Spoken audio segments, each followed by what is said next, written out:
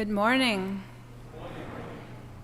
Welcome to the Unitarian Universalist Meetinghouse of Provincetown, where we affirm the inherent worth and dignity of every person, and where we support each other on our spiritual search for truth and meaning.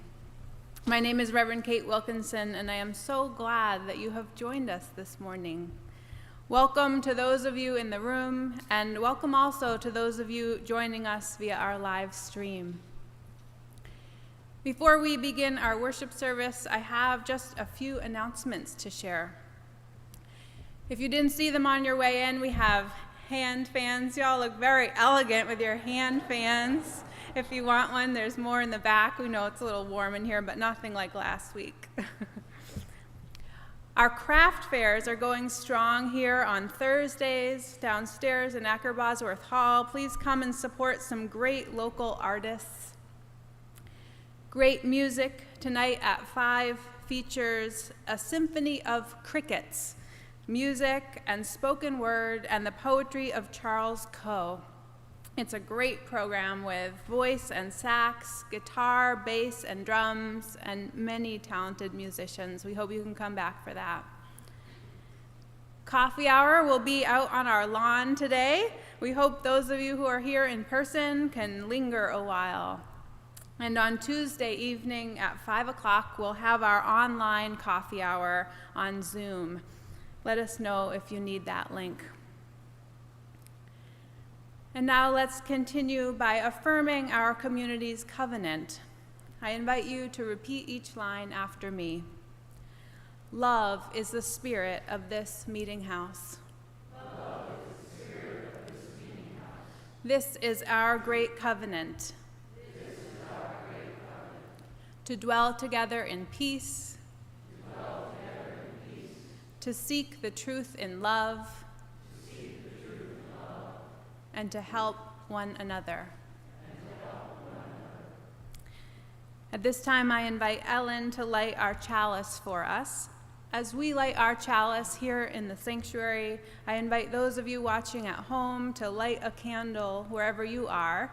In that way, we can feel connected even while we are apart.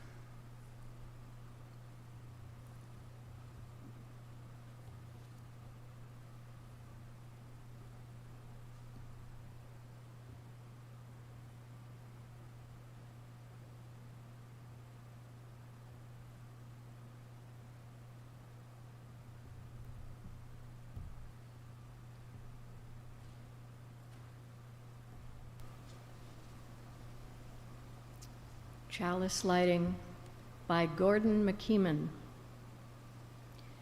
Deep calls unto deep.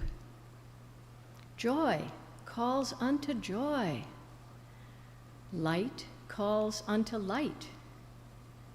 Let the kindling of this flame rekindle in us the inner light of love, of peace, of hope.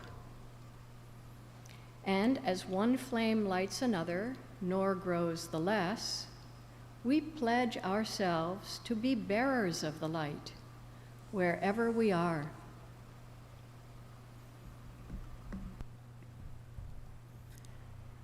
Please join me now in a spirit of meditation and prayer. If you have a joy or a sorrow on your heart this morning, you are welcome to light a silent candle during the prayer or at any time during the service at the table to the right of the pulpit. And there is a journal there to record your thoughts and prayers. Our prayer this morning is by Victoria Weinstein.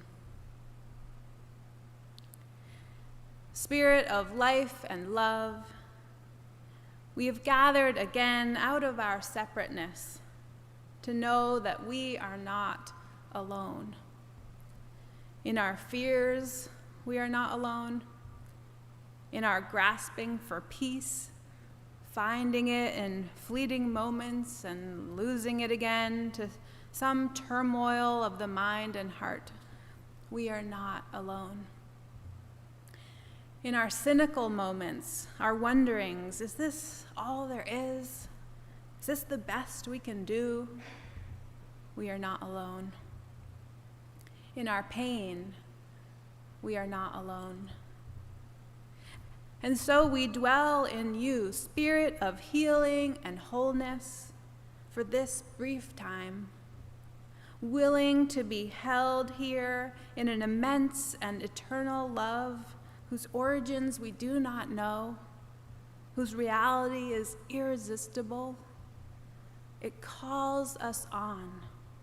It reaches between us to fill spaces. It consoles the grieving, and it calms the anxious, gives new vision to eyes dimmed by tears and exhaustion. It opens the ear to deeper truth. It makes a place in the heart as hope. Let us rest in this peace and be held here. Amen.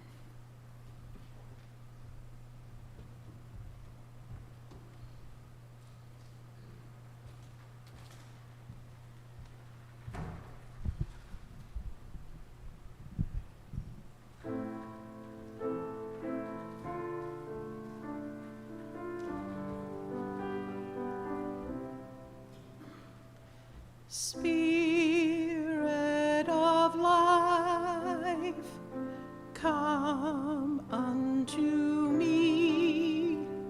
Sing in my heart all the stirrings of compassion.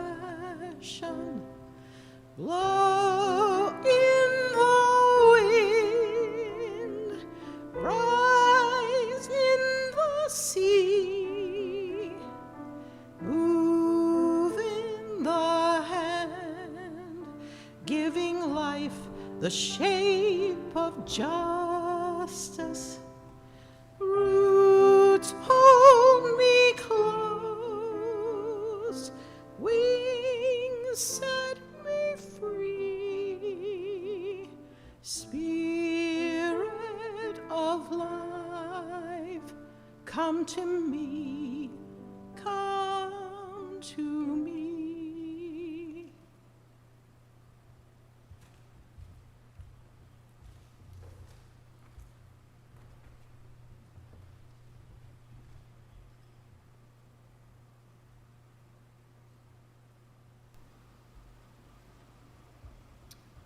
The Glove in the Subway by Jane Jepka.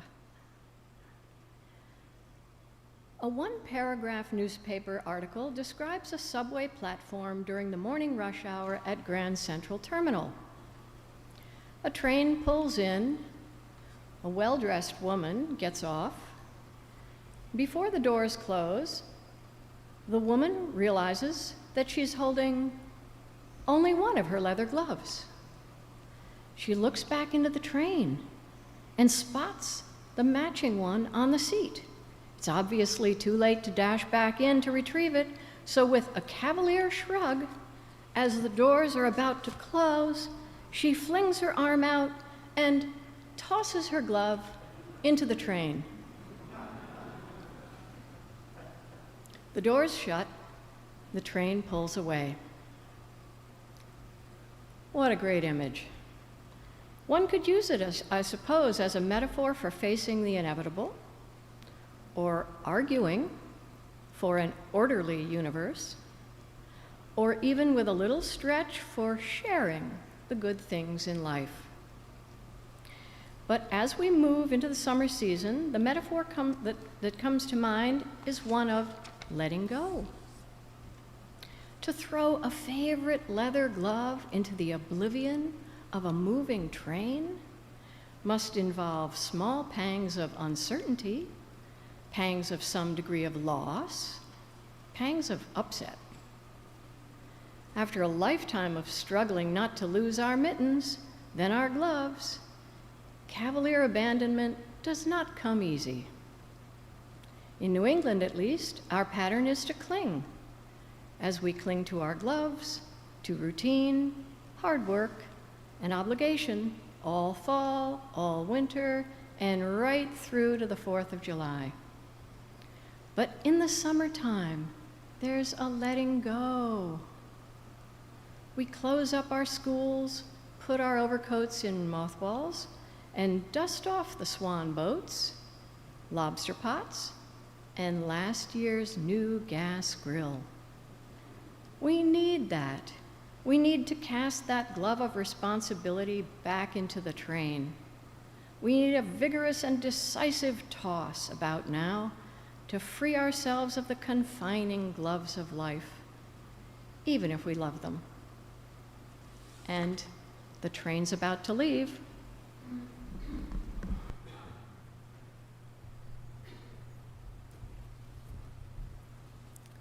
Thank you. Now is the time in our service where we take a collection for the ongoing support of this Meetinghouse and our shared ministry. As we enjoy a musical reflection, we welcome your donations here in the sanctuary or online through PayPal or Venmo. You can find that information on our website, uumh.org. On and off-site, your offerings will now be gratefully received.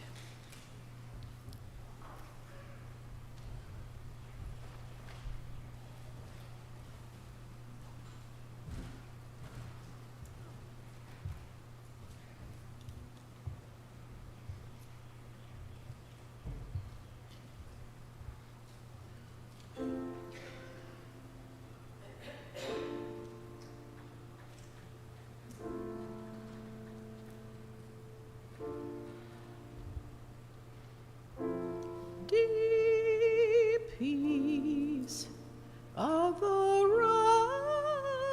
running wave to you, deep peace of the flowing air to you, deep peace of the quiet earth to you, deep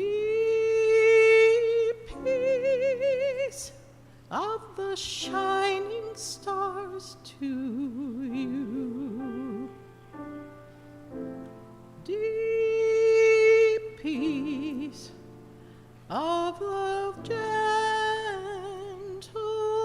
night to you, moon and stars pour their healing light on you,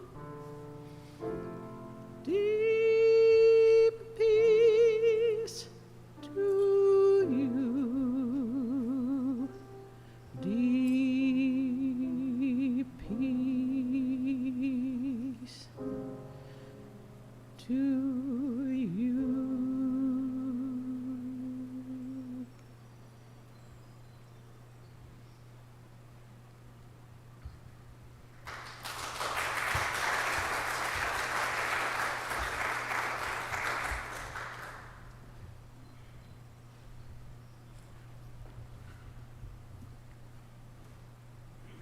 Thank you.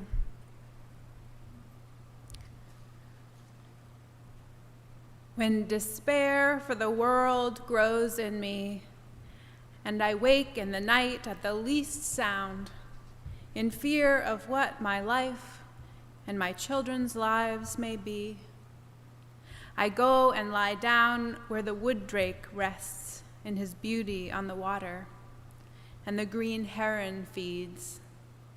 I come into the peace of wild things who do not tax their lives with forethought of grief. I come into the presence of still water, and I feel above me the day-blind stars waiting with their light. For a time, I rest in the grace of the world and am free. I've been thinking about that poem by Wendell Berry this week, The Peace of Wild Things. I told my friend that I'm emotionally hitting a wall, Brandon Goodman posted recently, And my friend said, sometimes walls are there so that we can lean on them and rest. I can't even begin to express how much I needed to hear that, Brandon said.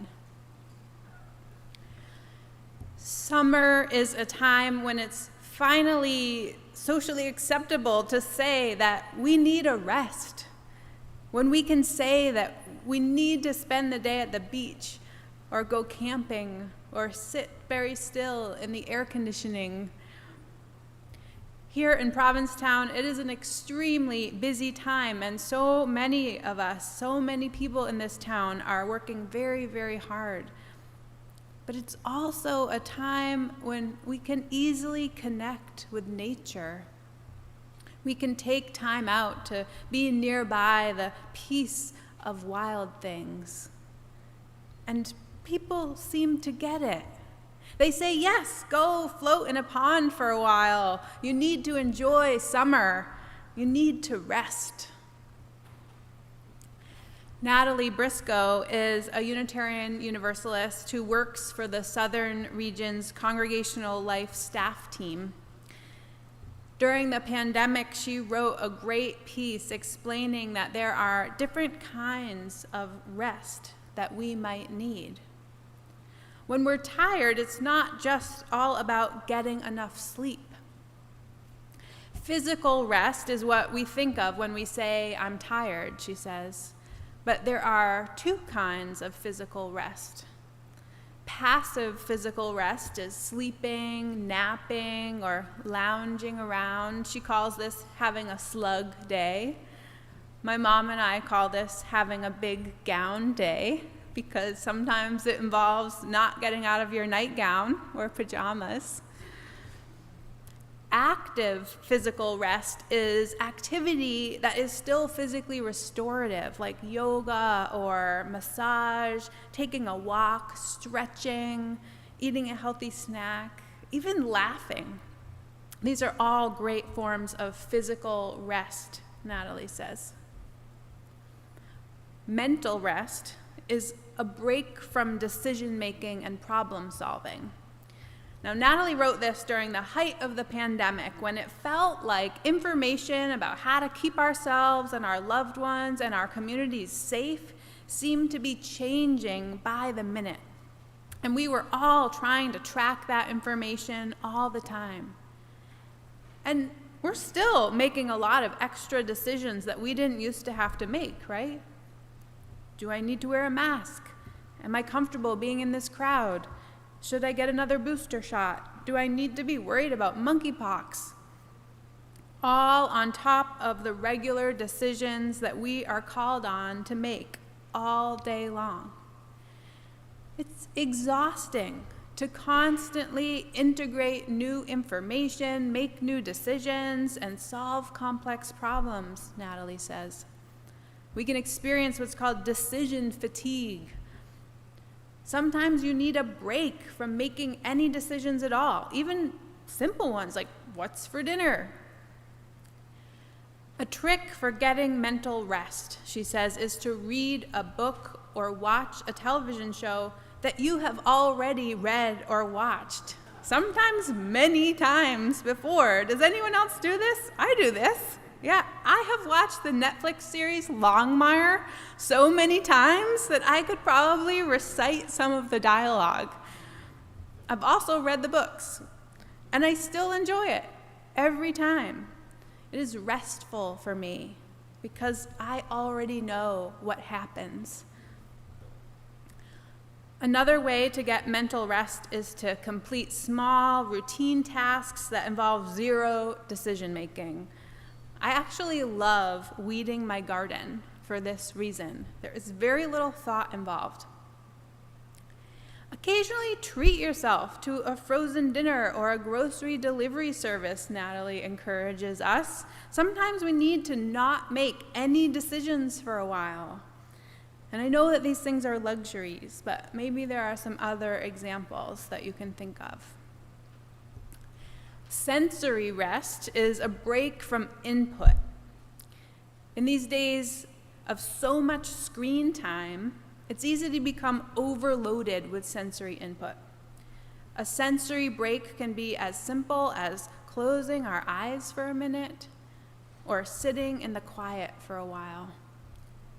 Meditation is a great form of sensory rest, Natalie says, but she is a mother of 2 small children, so sometimes she goes and sits on the floor in her closet in the dark for just a few minutes. Remember when I told you about John Wesley's mother throwing the apron over her head and telling her children she was praying? She was getting a little bit of sensory rest. A colleague of mine had an interesting take on that this week. He knows that he is addicted to his phone and to social media, and he knows that everything about a smartphone is designed to keep you looking at it, including all of the bright colors. So he changed his settings somehow, I don't know, to black and white. And now everything on his phone, even the Facebook and Instagram posts, are black and white. And he finds them much less compelling. And now he's spending less time on social media. It's a partial sensory rest, I guess. Creative rest is a break from the grind and routine of daily life. It's a chance to appreciate art, drink in beauty, and reawaken awe. Drawing, painting, singing, or listening to music, or going to a gallery opening are ways to take a break from the pressures of the day. Emotional rest is having the time and space to freely express and process our emotions, Natalie says. Emotional rest offers the opportunity to be free of people-pleasing and to get in touch with our own needs. It also helps us to gain clarity around our motivations and can help us decide what comes next. Journaling, talking to a trusted confidant, or spending time alone to feel all of our feelings are important forms of emotional rest. Social rest is getting a break from people who deplete and exhaust you. This kind of rest means taking space from relationships that are particularly taxing. It could mean spending time alone to regroup with yourself, or it could mean spending time with people who fill and replenish you, having coffee with a cherished friend who totally gets you. And finally, spiritual rest is the need to connect beyond the physical and mental worlds in which we exist most of the time. Resting spiritually means doing what helps us feel a deep sense of belonging, love, acceptance, and purpose. There are as many ways to rest spiritually as there are people, Natalie says. Some people pray, some people go out into nature, others volunteer in the community. Any activity that helps you to get in touch with what you find sacred and divine is spiritual rest. For a time, I rest in the grace of the world and am free. Having my hands in the dirt is the activity that helps me to get in touch with the sacred. Most of you know that I have a plot at a community garden, and my garden is my place of rest. Now, that doesn't mean I don't work hard there. I put a lot of blood, sweat, and tears into that garden. But it's my safe zone, my downtime, my spiritual refresh spot. This sermon is about to take a bit of a turn, okay? This is your heads up. Yesterday morning at a community work day in my community garden, a woman called me a bitch. Now, I like to follow the advice that says, live in such a way that if someone says something bad about you, no one will believe them. But I still feel the need to let you know that I was not, in fact, being a witch with a B. I feel the need to tell you also that this woman was not there to help with the community workday. The rest of us had all gotten there bright and early, and by this point had been shoveling wood chips onto the communal paths under the hot sun for quite some time. Hundreds of wheelbarrow loads shoveled and wheeled and raked out. She came a few hours later, not to help, but to work on her own garden, and said something snippy to one of the volunteers about how he had gotten some wood chips in her plot. I said to her, "Look, we've all been here for hours, and we're exhausted, and we're doing our best for this communal workday that benefits all of us, so we just appreciate your understanding." And that's when she called me the B word. What do we do when someone attacks us or offends us in our resting place? What do we do when it happens at our workplace, in our family, in our close relationships, in our spiritual community, in our home? It's doubly jarring and painful, right? So we need to carry our own peace within us. And we need practices that can return us to that deep peace. Because even though the universe is conspiring to bless us, see previous sermon, people are not always going to cooperate. They're not always going to give us a break when we need it. They're not always going to recognize that we are tired or frazzled or having a bad day or grieving and smooth the way for us. They're not always going to respect our boundaries or our happy places. So we have to carry some amount of peace within us wherever we go. We need access to that. We need to be able to respond not from a place of fear or scarcity or anger, but of groundedness and power and compassion. Otherwise, every unkind word, every meanness, every carelessness of others, every whim of the universe can take our peace from us. Otherwise, the most unhealthy person in the room can steal the peace from everyone else. And if we are not rested, this will happen even more easily. Now, I will freely admit to not having access to inner peace every day or every moment of every day. But yesterday, I had meditated in the morning. I had eaten a good breakfast. And I had worked with others on a common goal in a place that was important to me. So when that woman cursed me under her breath, I walked over to her and I introduced myself. I told her my name and that I'm on the board of the garden and that my garden is a few down from hers. And when I left, I called her by name and I told her to have a wonderful day. All right, it wasn't entirely sincere. I'm only human. But I did not sink to her level. I did not curse her under my breath.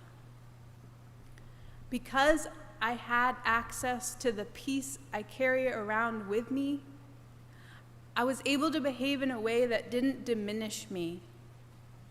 The interaction didn't diminish my dignity. But it did diminish my energy. So after the workday, I treated myself to a sandwich from the Blue Willow Bakery. I took an outdoor shower and looked up at the beautiful blue sky. My neighbor brought me flowers from her yard. I texted with Lisa. I talked to a friend. I did the things that bring me back to deep peace. I allowed myself to rest Melissa Jeter recently rewrote the 23rd Psalm. You all know I love sharing versions of the 23rd Psalm with you. Here's Melissa's. Love is my guide, I shall not falter. Love calls me to rest when I feel disconnected. Beloveds lead me to deep waters, where I sit to think in solitude. My mind and heart reshape and adapt. Love allows my ego to slowly sink. Though I move through the valley of chaos and inequity, I shall keep my heart open, for there is elegance in patterns seen over time. Love is my breath of breath, and just as long as I have breath, I will keep steadfast on a moral path. You know, I saw an image the other day that stopped me in my tracks. It was by French photographer Stéphane Granzotto. He photographs whales. And this image was so remarkable that I printed it out for you. I tried to print it really big so that you could see it, but then I laminated it. So now there's this weird glare, and I'm not sure how well you can see it, but be sure to come up and take a look at it later, or Google Stéphane Granzotto sperm whales. I'm holding up a picture right now of the ocean with a small cluster of giant floating whales. These are sperm whales in their resting place. They are taking a nap. Now, you might not think this picture is so amazing, but that's because I'm holding it the wrong way. Here. Now I am holding it the right way. Do you see? This is how sperm whales rest, vertically. Heads up, tails down, suspended, held. When sperm whales need a nap, they take a deep breath, dive down about 45 feet, and arrange themselves into perfectly level vertical patterns. They sleep sound and still for up to 2 hours at a time between breaths in pods of 5 or 6 whales, presumably for protection. The peace of wild things. Isn't this amazing?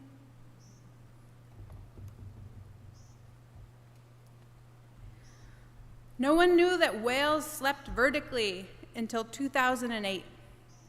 And no one captured a really good photograph of it in the wild until 2017. That's when Stéphane Granzotto was documenting sperm whales in the Mediterranean for his new book, when he came across these sleeping whales.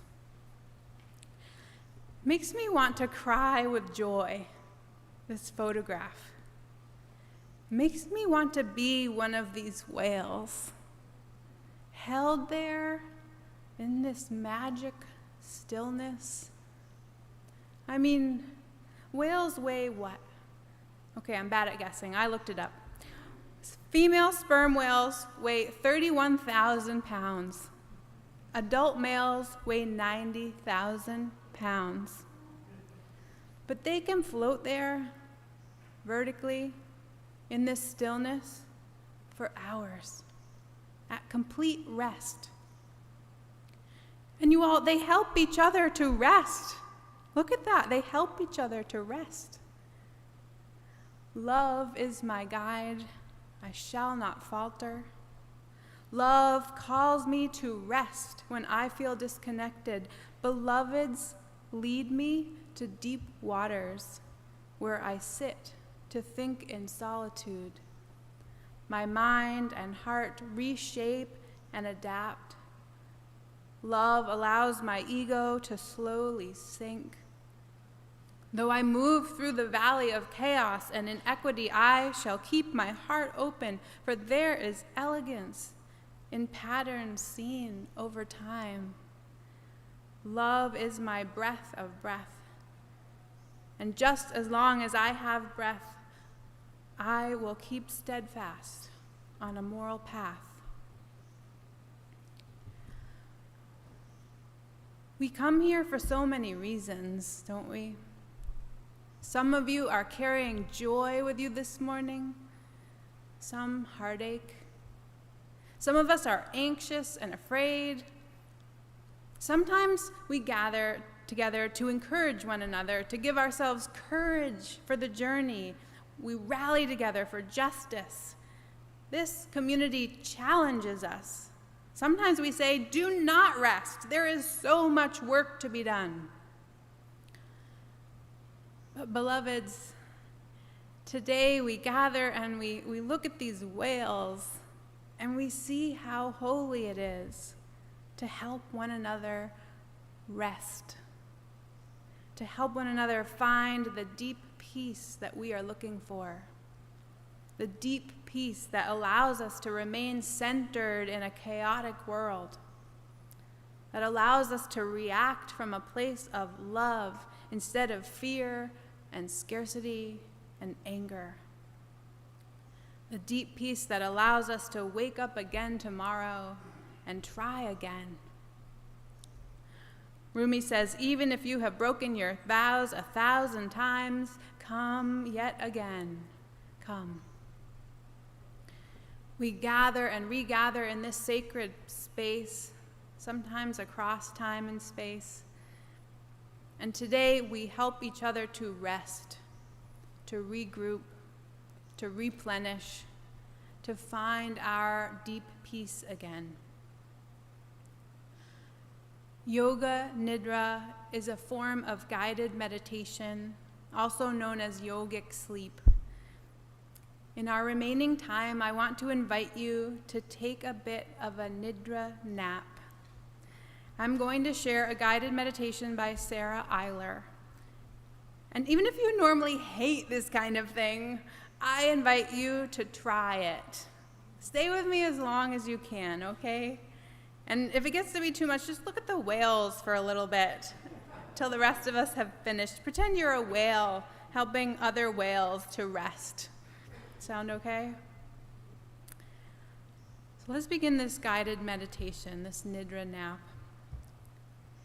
Take a little time to get in touch with your body, to allow it to arrive here in this moment fully, finding a position of stillness where you can rest comfortably, shifting and making any adjustments to your body, closing down the eyes if that is comfortable for you. Just invite your body to slow down and soften into rest, bringing a sense of gentleness and kindness and gratitude for showing up today just as you are. There's nothing to do but be here now. To begin, I invite you to take 3 cleansing breaths, inhaling through the nose and exhaling through the mouth 3 times. Deep inhales and long exhales, releasing all tension in your body.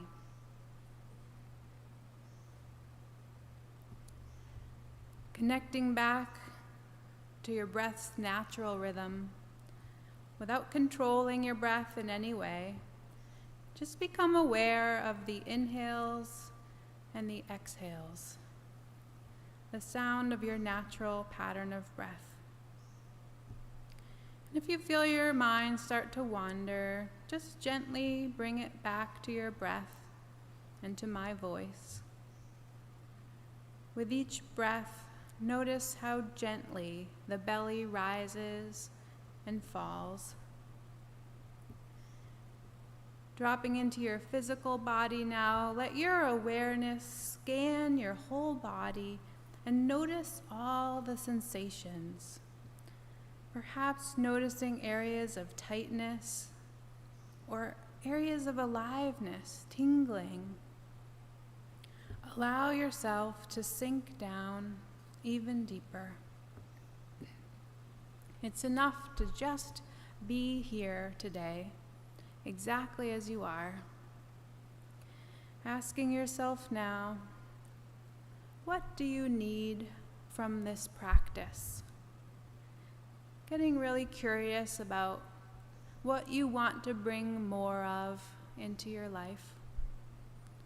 Maybe it's simply that you want to bring in more rest or greater acceptance of yourself, or you want to bring in more gratitude, kindness, or joy. Whatever it is, allow your personal intention to form in your mind. See the words of it in your mind. Beginning to rotate your attention now through your body. Notice any and all sensations starting at your lips, both lips, your teeth, the tip of your tongue, the base of your tongue, inside the right cheek, inside the left cheek, and then the entire mouth at once. Notice sensations in your jaw, the base of the nose, the tip of your nose, and the bridge of your nose. Noticing both cheekbones, both eyes and eye sockets, eyebrows, and the very center of your forehead. Awareness flowing to both your temples, the top of your head, the back of your head, back of the neck, both shoulder blades, the mid-back, and now the lower back, and the back of both hips, the back of both thighs, the back of both knees, both calves, the back of both heels, and the soles of your feet. Bringing all your attention to the toes on both feet and the empty spaces between each toe. Bringing your attention to the front of both ankles, both knees, both thighs, both hips, and now to your belly, your navel, the center of your chest, the tops of both shoulders, flowing down into your upper arms, both elbows, your lower arms, wrists, and both palms. And then settling in all 10 fingers at once, noticing the empty spaces between each finger. Now back to the palms, the wrists, lower arms, both elbows, upper arms, tops of both shoulders, the very base of the throat, your chin, and then back to both lips. Noticing the whole body. Any sensations, the whole body. And then bringing your total awareness to deep inside the body. All the organs and glands and bones. And then the very surface of the entire body, all your skin. And then back to the whole body, to all the sensations in your whole body. Noticing if you can sense your body radiating out in all directions. And attention flowing back to your breath, listening to your breath as it flows in and out.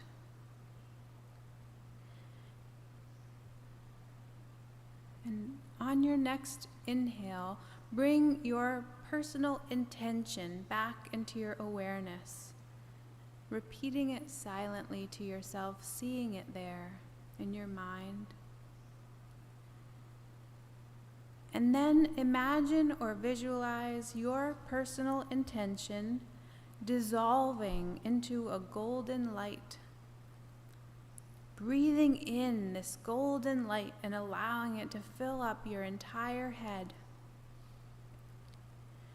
Your intention is a golden light, lighting up all your neural pathways, becoming part of who you are.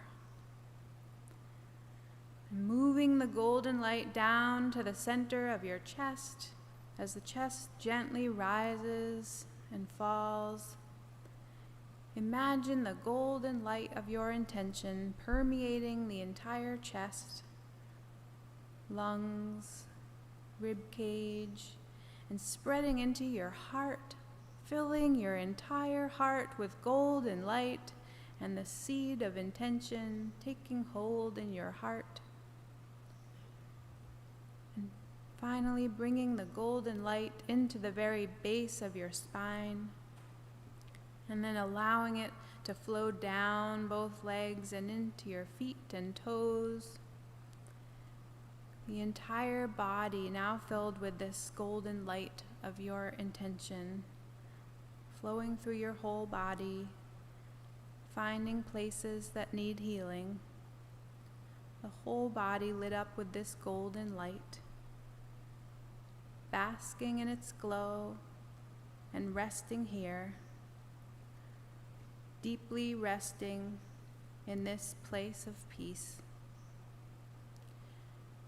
And in your own right timing, start to come back to your breath, witnessing your body breathing, chest and belly rising and falling, bringing yourself back into the present moment, bringing this sense of kindness and gentleness that we've cultivated together back into the rest of your day.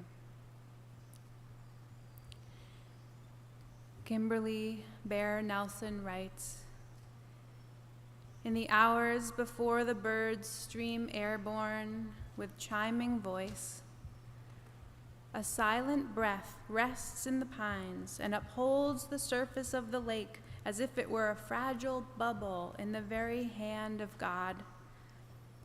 And I think, this is how we are called, to cup our hands and hold this peace. Even when the sirens begin, even when sorrow cries out, old and gnarled, even when words grow fangs and rend, cupped hands gently open, supporting peace like the golden hollow of a singing bowl, like the towering rim of mountains cradling this slumbering and mist-draped valley."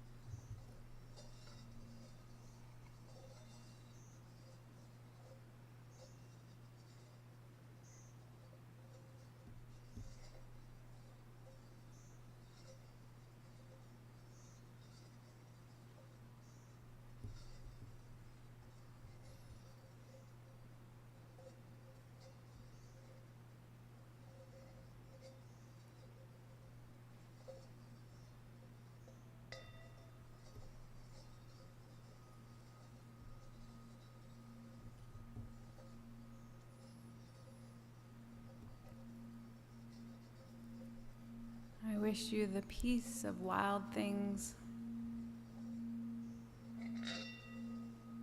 the grace of the world.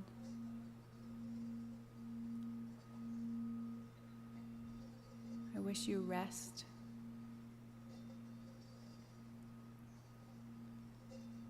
Deep peace to you. Amen. And blessed be.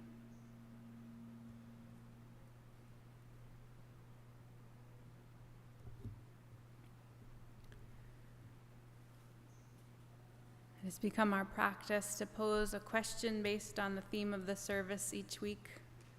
Be a topic of sharing on the lawn today or with friends during the week.